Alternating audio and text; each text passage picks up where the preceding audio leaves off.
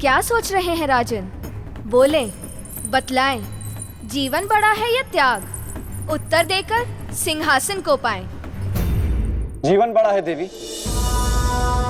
जीवन है तभी त्याग, पाने का प्रयास है, खोने का दुख है।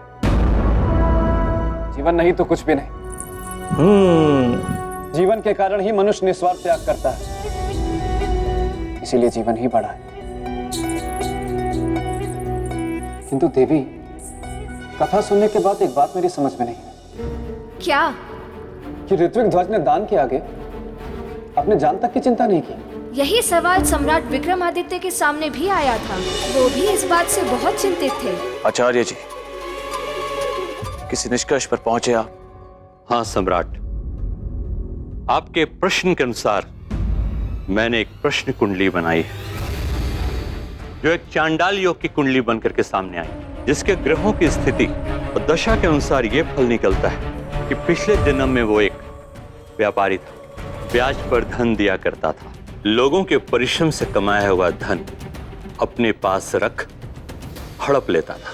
परंतु आचार्य जी, इस जन्म में तो वो महात्यागी और दानवीर है। हाँ, ईश्वर सभी को अपनी भूल सुधारने का अवसर अवश्य देता है। उसके इतने नीच कर्मों के बाद भी ईश्वर ने उसे मनुष्य जीवन का एक और अवसर, ताकि अपने पिछले जन्म की गलतियों को सुधार कर इस जन्म में अच्छा कार्य कर मोक्ष प्राप्त कर सके। और यही कारण है कि इस जीवन में प्रत्येक पूर्णमासी को वो 10,000 स्वर्ण मुद्राएं दान में देता है, ताकि पिछले जन्म के सारे ऋण से मुक्त हो जाए और पाप से भी। किंतु आश्चर्य की बात यह है कि प्रत्येक पूर्णमासी को उसके पास 10,000 स्वर्ण मुद्राएं आती कहां से? सम्राट, इसका उत्तर मेरे पास है। आपकी आज्ञा अनुसार जब मैंने ऋत्विक ध्वज के बारे में पता किया तो पता चला कि उसने काली मां की जोगनियों को सिद्ध कर रखा है। जाग योगिनी जाग, तेरा दास तेरा आवाहन करता है। प्रकट हो योगिनी, प्रकट हो।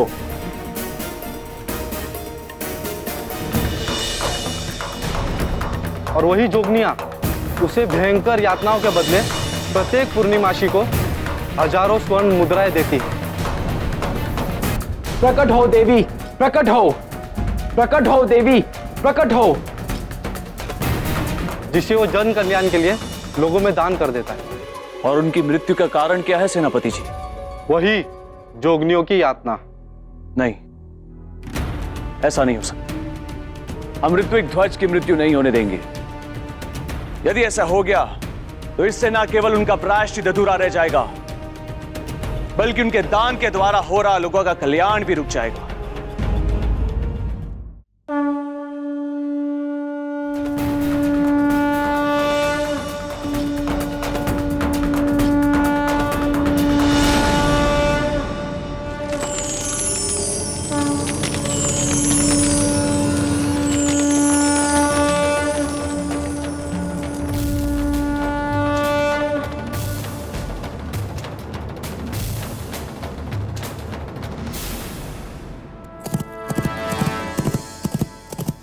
प्रणाम देवी।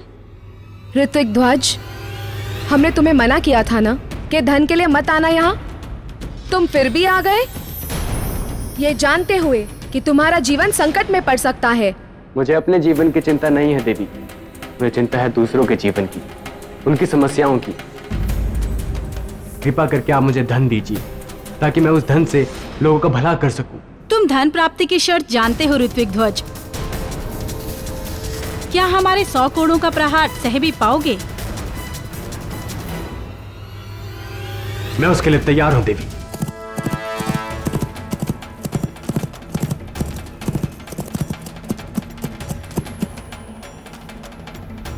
ऐसा लगता है कि वो खंडर यहीं कहीं आसपास है।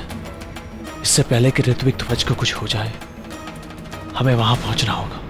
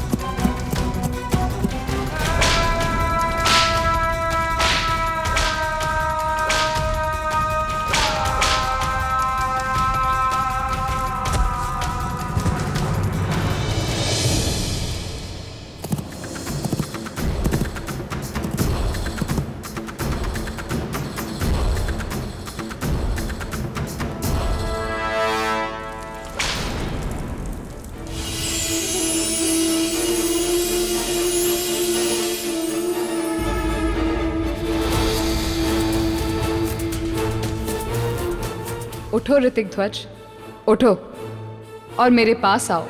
स्वर्ण मुद्राओं की पोटली लो।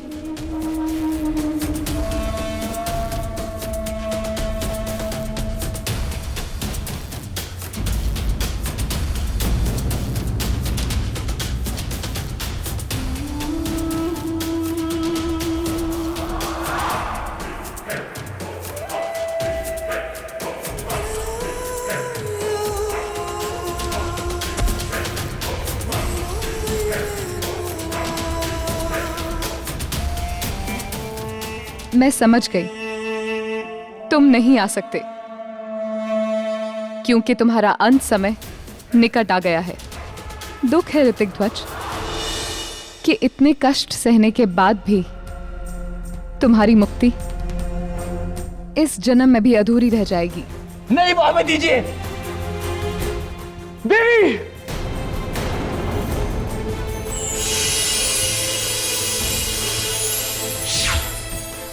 नहीं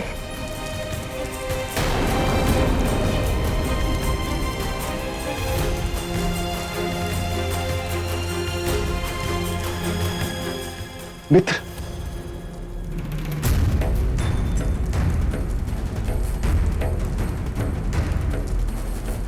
मित्र, मित्र चिंता मत करो, हम आ गए। मित्र आपको मुक्ति अवश्य मिलेगी, आपका प्रायश्चित अधूरा नहीं रहेगा।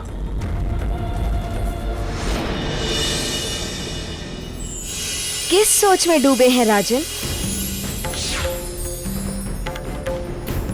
सोच रहा हूं कि ऋत्विक ध्वज के दोनों जीवन व्यर्थ चले गए। ना तो उसके पिछले जन्म के पापों का प्रायश्चित हुआ और न इस जन्म में उसे मुक्ति मिली। बहुत दुर्भाग्यशाली रहा ऋत्विक ध्वज। ऐसा मत कहिए राजन। तो और क्या कहूं देवी? ऋतिक ध्वज सौभाग्यशाली व्यक्ति है जिन्हें चक्रवर्ती सम्राट विक्रमादित्य जैसा मित्र मिला। अब उनकी मुक्ति में कोई बाधा सामने नहीं आएगी। सम्राट स्वयं उन्हें स्वर्ण देकर उनका कार्य पूरा कर देंगे। क्षमा करिएगा देवी, लेकिन ऐसा करने से ऋत्विक ध्वज को मुक्ति नहीं मिलेगी। क्यों? क्योंकि मुक्ति का मार्ग त्याग से होकर जाता है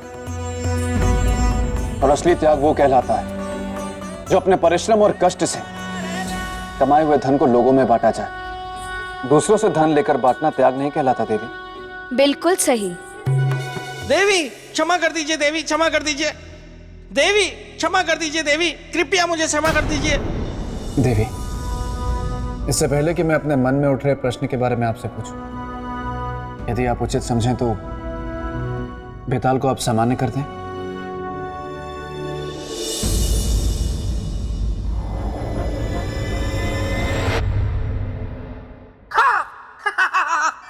धन्यवाद धन्यवाद देवी, धन्यवाद। राजन, मैं आपसे बहुत प्रसन्न हुआ हूँ और मुझे यह विश्वास हो गया कि उज्जैनी की प्रजा बहुत भाग्यवान है कि उन्हें आप जैसा राजा मिला। तो चलिए राजन, चलते हैं। उज्जैनी की प्रजा आपकी प्रतीक्षा में है। चलिए चलिए। देखा राजन, आपके कहने पे हमने इन्हें सामान्य किया, लेकिन देखिए इन्हें, इनके स्वभाव में बिल्कुल भी सुधार नहीं। नहीं देवी, मैं तो बस। राजन बताइए, आपके मन में और क्या जिज्ञासा है? देवी, मेरे मन में जिज्ञासा यह है कि सम्राट विक्रमादित्य स्वयं बहुत बड़े त्यागी थे, त्याग की महत्ता को समझते थे। तो ऋत्विक ध्वज के संकल्प को पूरा करने के लिए उन्होंने क्या किया? मैं सुनाऊं? देवी, आप इतने समय से राजा भोज को कथा सुना रही हैं, आप थक गई होंगी, थोड़ा विश्राम कर लीजिए। आगे की कथा मैं सुनाता हूँ। अगर मैं कथा सुनाऊंगा, इसी बहाने मैं अपने मित्र को याद भी कर लूंगा। ठीक है बेताल, सुनाओ। हाँ तो राजन, हुआ ये कि एक बार मेरे मित्र विक्रमादित्य के भोजन में से एक विशाल कंकड़ निकला। बेताल! क्षमा देवी क्षमा, मैं भावनाओं में बह गया, इसलिए ये कह गया। तो राजन, आगे की कथा सुनिए।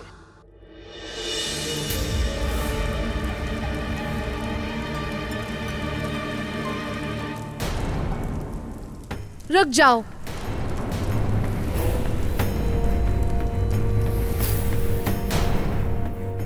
मत जाओ उस अग्निकुंड में। जाना अनिवार्य है देवी। तो लौटना भूल जाना। लौटने के बारे में प्रवेश के बाद सोचेंगे। इतनी प्रिय है मृत्यु? मृत्यु प्रिय नहीं है देवी। मित्र का जीवन प्रिय है और प्रिय है उन्हें दिया हुआ वचन। आपसे एक विनती है देवी, जब तक हम लौट कर ना आए हमारे मित्र के जीवन की रक्षा करना। किंतु एक बात याद रखना राजन, कि आपको कल के सूर्यास्त से पहले वापस आना है, क्योंकि ऋत्विक ध्वज का जीवन कल सूर्यास्त तक ही है। सूर्यदेव तब तक अस्त नहीं होंगे जब तक हम लौट कर नहीं आएंगे। यह हमारा संकल्प है। हमारे लौट कर आने तक ऋत्विक ध्वज को जिंदा रहना ही होगा।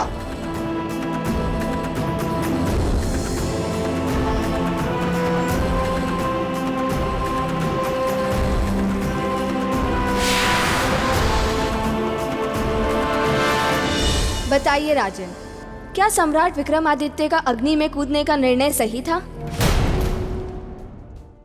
बताइए राजन, क्या सम्राट विक्रमादित्य का अग्नि में कूदने का निर्णय सही था?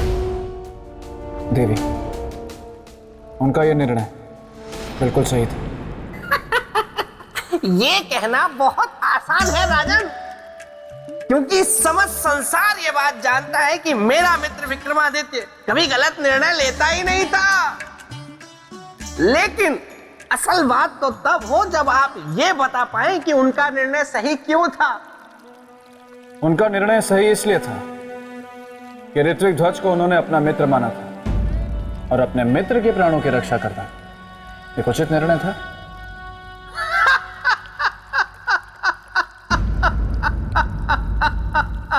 क्या हुआ बेताल? हमने ऐसी कौन सी बात कर दी कि आप हंसने लगे? मैं हंस नहीं रहा हूं राजन, मैं रो रहा हूं। रो रहे हैं? जी, जब मैं बहुत दुखी होता हूं तो मेरी हंसी निकल जाती है, और जब मैं बहुत खुश होता हूं तो मेरा रोना निकल जाता है। आपने मेरे और मेरे मित्र की मित्रता की बात कर कर मुझे भावुक कर दिया, इसीलिए मेरी हंसी निकल गई। अब मैं भी यहां से निकल जाता हूं।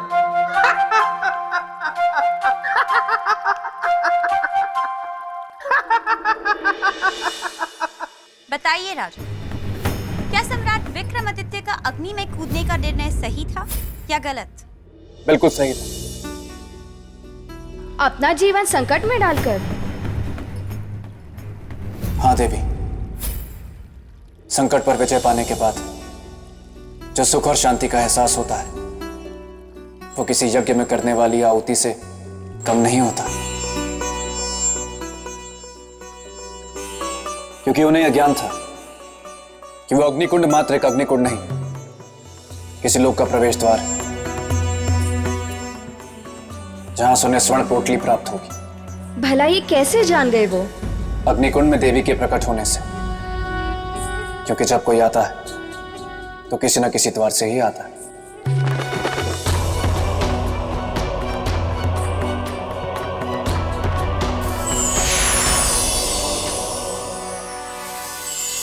बिल्कुल ऐसा ही था। तभी सम्राट विक्रमादित्य उस मार्ग से होकर स्वर्णलोक के द्वार तक पहुंच गए।